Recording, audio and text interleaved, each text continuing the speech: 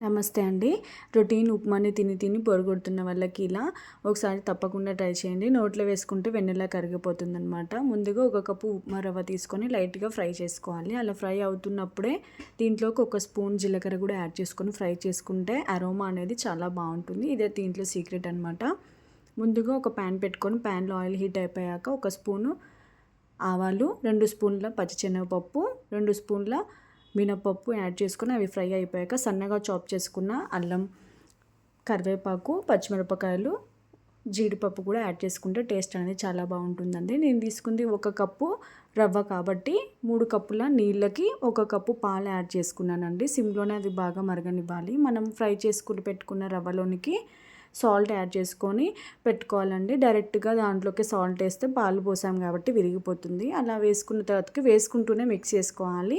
అలా మిక్స్ అయిపోయాక 2 మినిట్స్ అయినాక నెయ్యితో సర్వ్ చేసుకోవడమే.